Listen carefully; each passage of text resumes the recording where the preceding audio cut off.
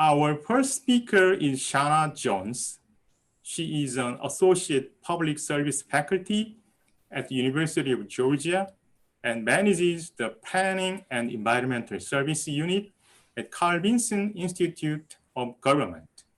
She received her JD from the University of Maryland School of Law, concentrating in environmental law.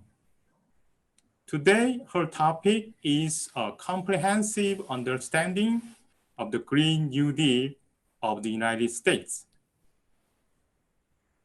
Shana Jones, please. Thank you so much. I'm going to share my screen and get started. And while I do that, I want to take a moment and thank you all for having me. It is a real honor and pleasure to participate with you on this topic tonight, or today, this morning. And one thing, I don't know how many of you participated in the Korean program at the Carl Vinson Institute of Government, but we've had a long relationship with many of your leadership in state and local government. And it has been just a tremendous privilege for me to speak to many of your colleagues when they have visited and studied in Georgia, and we've just learned so much from you. So it's my honor to be here today, and thank you for having me. My job, I think, is to provide an overview, and I'll be followed by two speakers who are actually located in DC and may have some nitty gritty, but I wanted to set the stage for some of the conversation about the Green New Deal in the United States. And briefly, a little bit of background about what we do. I work a lot with local governments in Georgia. I am a big fan of local governments. You all are practical, you solve everyday problems, and every decision you make about efficiency and saving money can also be ways that you save taxpayers' dollars, you create jobs, but also you can reduce carbon. And I believe so much of what we're going to do to reduce carbon is going to happen at the state and local levels. And some of the work that we do in my unit includes planning for downtowns. We just wrote a guide for coastal resilience in Georgia, has a series of local ordinances designed to address sea level rise. We are constantly talking about land conservation and acquisition and the role that those environmental actions can play in reducing carbon and creating more well-being and quality of life. So that's a little background on this. So the Green New Deal, what is it? And I thought you set it up very well. It's a resolution. It's a congressional resolution. And what that really means is that it's not a law, it's not legislation, but technically the Green New Deal was a set of ideas, set of big picture principles, and it was introduced by two important folks in the climate movement. Senator Markey has been working on these issues for a long time, and then we have a younger legislator, Congresswoman Alexandria Ocasio-Cortez, who has kind of captured the imagination of the youth in this, and especially on this issue. So they joined together. They both had resolutions, one in the House, one in the Senate. Lots of times folks talk about the House resolution because that moved further than the Senate one did. And what it really is a grand plan for tackling climate change from a very kind of idea level. And again, what is a congressional resolution? It's not a law. It's a statement of intent or declarations. And it's primarily used to express principles or facts or opinions. It's usually inspiring. And why is it called the Green New Deal? Again, you've set it up very well. It refers back to the New Deal, the social and economic reforms that were set in motion by President Roosevelt in response to the Great Depression. And, what it does is it's, designed to bring together economic prosperity, create jobs, deal with some of the economic challenges that we are facing, as well as tackle the problem of climate change. And in that way, I think the New Deal, the Green New Deal, is designed to convey kind of the grand sweep of this, attach it to maybe one of the most transformative, legislative and policy actions that happened in the 20th century. And it's designed to, be the 21st century kind of model and example for our time, based on what was a very successful, in many regards, social innovation and government engagement. And so the idea that where did it come from, I think, it's founded in that tradition.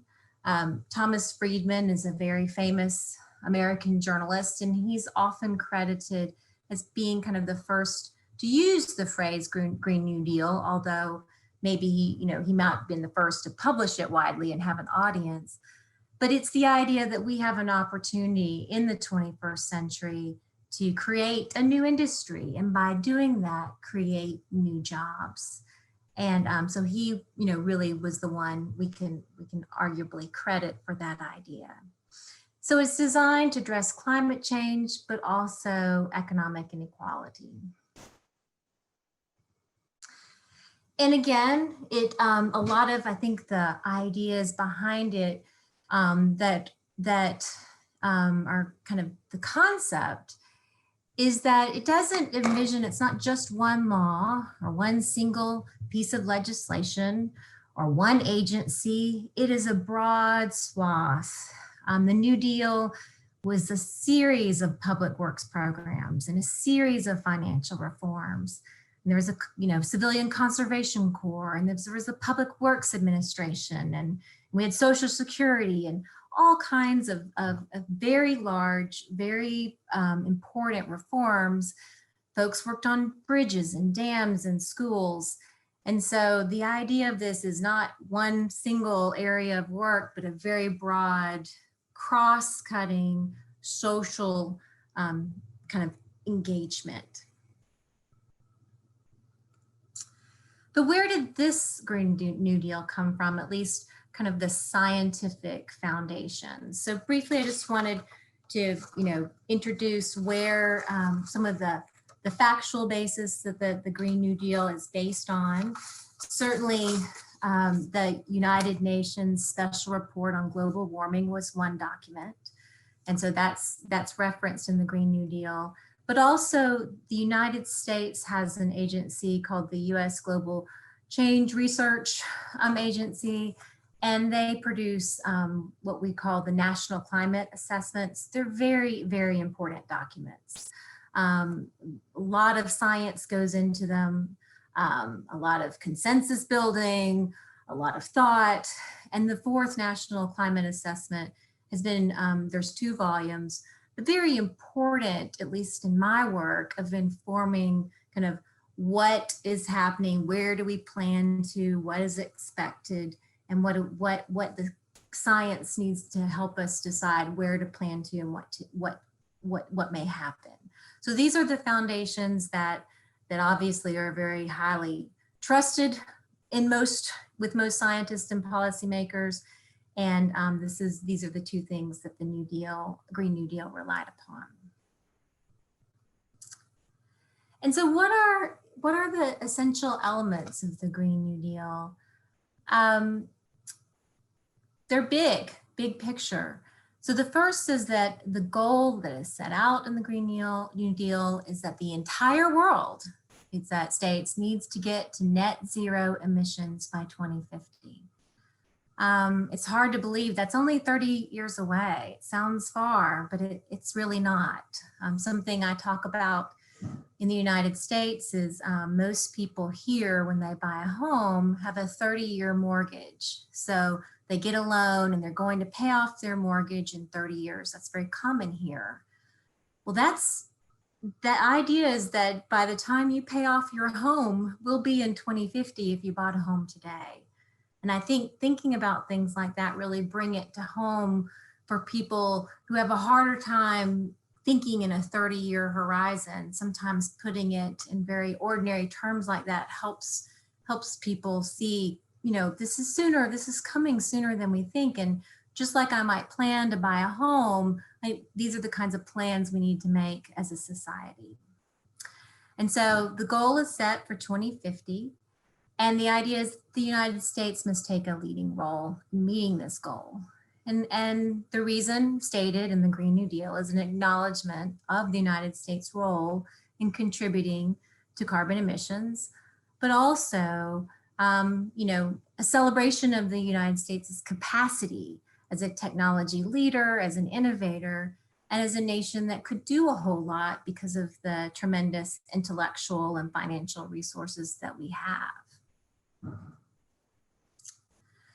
So here are the goals, and you'll see intertwined with these goals, both climate change ideas as well as social justice ideas.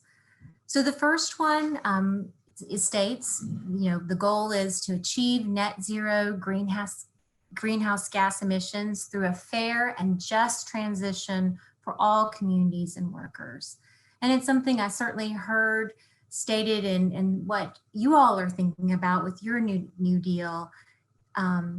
We are transitioning as societies, and jobs are changing, and the kind of skills that are needed and the kind of demands and opportunities for workers are changing. And in how we could achieve some of this climate change gains, but also take care of our communities and workers is a noble goal and important. And certainly that's the first goal in the Green New Deal. So the idea is it could create millions of good high-wage jobs and ensure prosperity and economic security for people in the United States. And then the third goal is to invest in infrastructure and industry of the US to sustainably meet the challenges of the 21st century. We have a lot of aging infrastructure in the United States, and local governments bear the brunt of those costs often. You know, we have roads that must be maintained, wastewater treatment plants are now 30 or 40 or 50 years old. We have stormwater pollution to deal with. We have flooding, and all of this often falls on the shoulders of local government. And there's a lot of investment that in our infrastructure, in our roads, in our transportation, in our sewer systems, in our drinking water systems that could be improved to increase efficiency, but also replace what is an aging infrastructure. So I think number 3 is getting to a need that, frankly, even if we didn't have a climate change problem, we would still have an aging infrastructure problem. The fourth goal is to secure for all the people in the United States for generations to come. And this is an idea here where we're not just thinking about what happened in the past, what we're going to do today, but we're looking forward to how our actions impact the future. So it's that, you know, 3 kind of ideas of legacy and future here. And so what are the things we want for our people? Clean air and water, certainly. Climate and community resiliency. We want our communities not just to survive, we want them to thrive and bounce back from climate events, and also have economic resiliency too. Healthy food deserts. I don't know if you've heard that term, but access to healthy food has become a problem in some communities. Getting access to fresh food, locally grown food, healthy food. Access to nature, an important aspect of well-being, and also a sustainable environment. The environment produces so much for us that we use that we need to take care of it so that it continue to be a resource for us. And then the 5th goal is promoting justice and equity by stopping current, preventing future, and repairing historic oppression of frontline and vulnerable communities. And this is in the Green New Deal because I think The movement behind it was a group called the Sunrise Movement. It's a youth movement, but it's very progressive. And so this is an ethic and a concern among, I think, progressives related to inequities that have been historic. And that includes, I'll just read it here: Indigenous peoples, communities of color, migrants, deindustrialized communities, which I take to be, areas where we used to have more traditional manufacturing and those jobs are no longer there. Depopulated rural communities. In the United States, we have tremendous urbanization happening. It's happening in Georgia. Rural communities are losing their young and they're losing their talent, and that is an issue for them. Poor, low-income women, the elderly, the unhoused, people with disabilities, and youth. They include the youth in this group. So it's an idea that we want to be include some of the most vulnerable individuals in society as part of the work that we do. So that's at least how I understand some of the goals, or what might be behind those goals. And very ambitiously, the Green New Deal sets out a 10-year mobilization to achieve them. Really ambitious, quite remarkable. But I think it's always important to remember, like, the purpose of this document is to inspire imagination. I think it's to set a direction so that we might achieve some of these things. And so, for example, for energy, the Green New Deal sets 100% of the United States energy from renewable to zero emissions power. That would be amazing. And, as I, understand it, I think 20% of about 20%, and I know we have an expert coming later, of our kind of electricity portfolio is renewable. To get to 100% in 10 years would be amazing. I'm not expert enough to comment on if that's possible, but it certainly would be remarkable. Digitizing our nation's power grid, again, it goes back to the aging infrastructure. We have a patchwork of power grids across the country, if you will, that are knitted together in many ways. It can create load issues. It can be, it's not as efficient, it's not as smart as they say. And so upgrading this has been a task for a while and continues to be. Another goal is upgrading every building in the country to be more energy efficient. We have a lot of buildings in the United States. This is a remarkable goal. If we thought about upgrading every building in my town, Athens, Georgia, in 10 years, that itself would be quite an accomplishment. But nevertheless, I think we should, we see this as, this is the dream, and these are the signposts they've set of the society they want to see. So I think always understanding the Green New Deal in that way helps me, because we may not achieve all those things, but that still would be ideal. And the idea is to go ahead and state that. And then the other kind of energy related goal is to overhaul the nation's transportation system. And so electric vehicles and high-speed rail are very important for reducing carbon and changing how we move people in the United States. That, of course, would be a very big cultural change for the United States, is to be more reliant on public transportation and to use high-speed rail. That would be a big shift.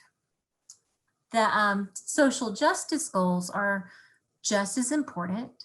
They want to provide job training, support new economic development, and then focus on communities that currently rely on jobs in fossil fuel industries. There is acknowledgement, I think, that these shifts are difficult, and there are winners and losers, and there are a lot of people who work in fossil fuel industries. Even if we are less and less reliant on coal, there are still folks who depend on those industries for jobs and aren't seeing a replacement of those jobs. So I think these goals are acknowledging that issue. And so a little bit about the supporters.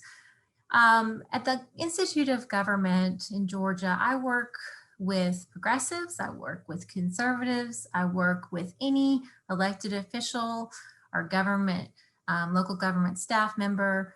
I am nonpartisan. My goal is to help them do their job.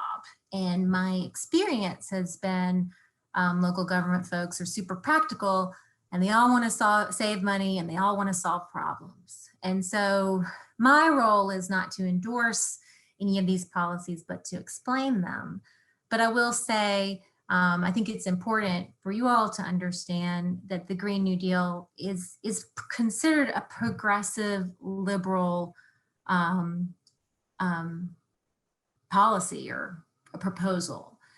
And that's where it's come from, and that's how it's perceived. Certainly there's been important supporters, and I think it's very important and will continue to inform policy moving forward.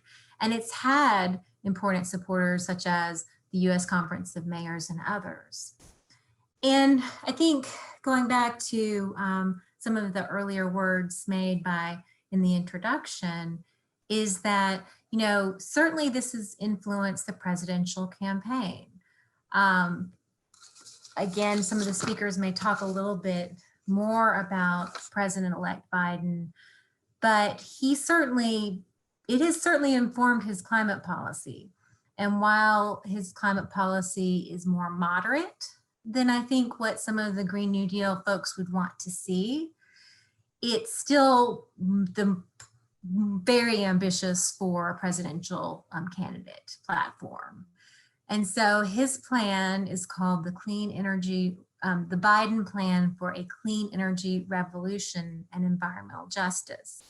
You certainly, I think, can see kind of how the Green New Deal has even informed the framing of his plan, because it includes energy revolution, it includes also environmental justice. So it too is very much concerned with meeting climate change goals, creating a clean energy economy, but also addressing some of the economic inequalities, the need for jobs in many areas, and the environmental justice aspect is a term in the United States we use often to describe vulnerable communities, communities of color, poor communities who may be more impacted by these issues than wealthier or wider communities.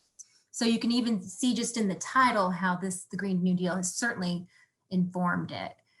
And I think that many of the programs proposed certainly support the Green New Deal goals. The Green New Deal doesn't have a lot of policy in it. So it's still, you know, big picture, goal oriented. And I think what we're going to see is a beginning Congress that comes in, and we're going to see nitty gritty filling and kind of getting to the real work of what it's going to take to achieve some of these goals. And many of the programs that I'm talking about have a lot of broad support. When you take away the partisan politics, most people agree on trees and solar, and they like the idea of clean air. And it's the political polarization or gridlock that remains a problem, sometimes even more than the public support.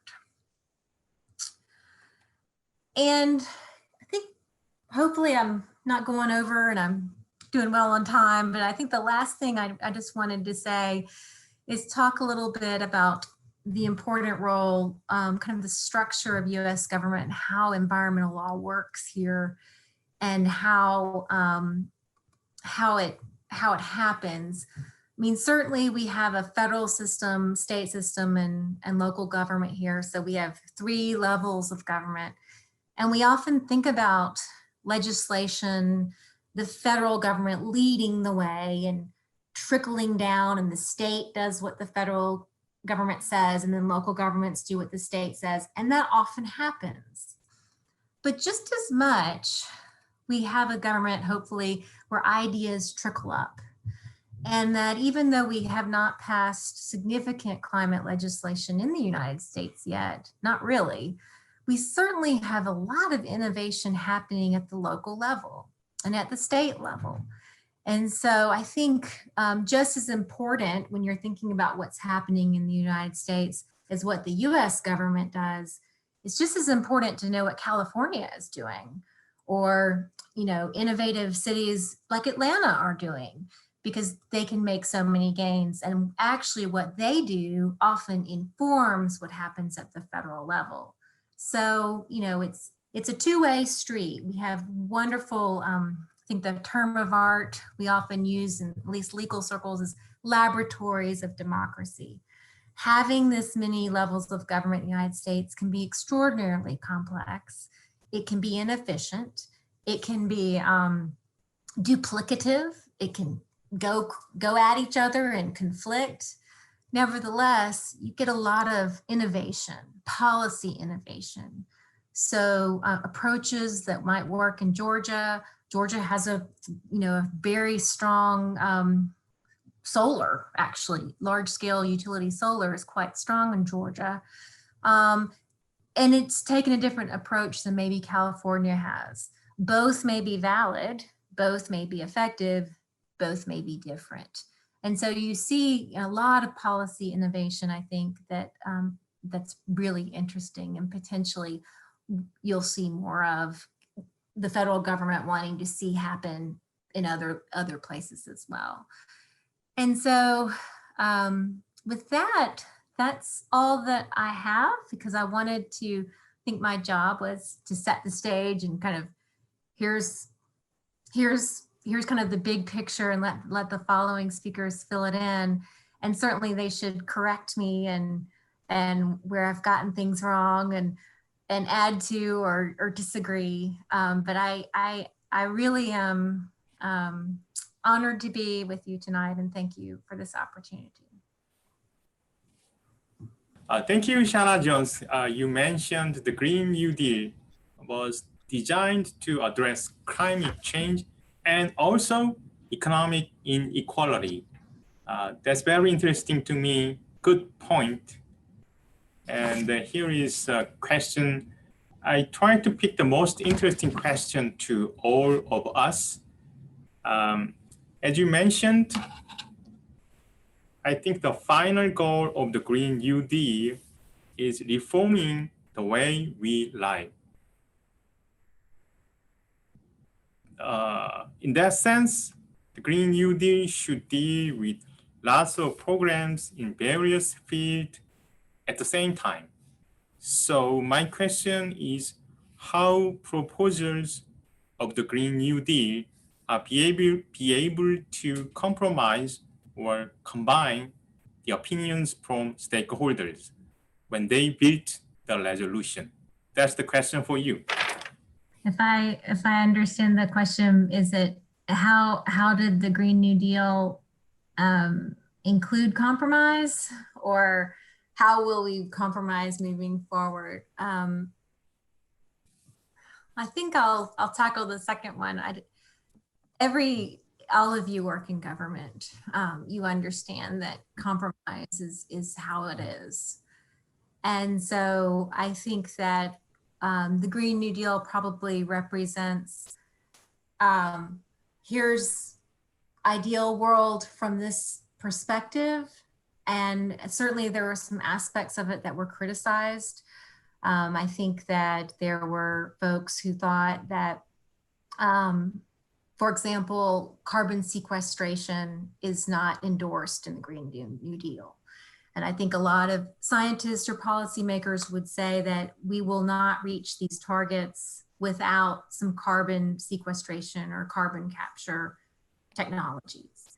And so one area of compromise, I would say, between folks who are strictly adherent to some of the principles established in the Green New Deal is that there are going to be innovations that rely on technology or market. Carbon trading would be another, emissions trading, that are in the United States considered more moderate or conservative approaches, and that's where you'll see the compromise starting to happen. So I don't know if I answered the question, but I think that's where you'll see the compromise happening. And you know, when people do advocacy, sometimes they stake out their claim knowing that they're going to have to compromise, so they don't put those things in there. But I don't know if that was the intention here. Okay, thank you for your answer, Shana Jones.